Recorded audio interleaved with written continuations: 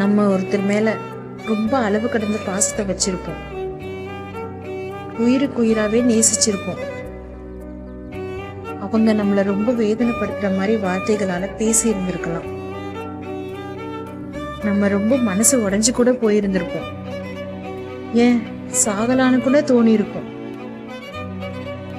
அவசரப்பட்டு தப்பா முடிவு எடுக்கிறதுக்கு முன்னாடி நம்ம ஒரு விஷயம் யோசிக்கணும்.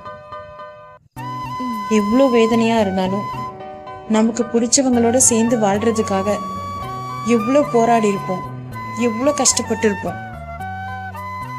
அப்படி கஷ்டப்பட்டு கிடைச்ச இந்த வாழ்க்கைய நம்ம விட்டுறக்கூடாது. ஒரு நேரங்கள்ல 1000 வார்த்தைகள் விடுற மாதிரி சூழ்நிலை வரும்.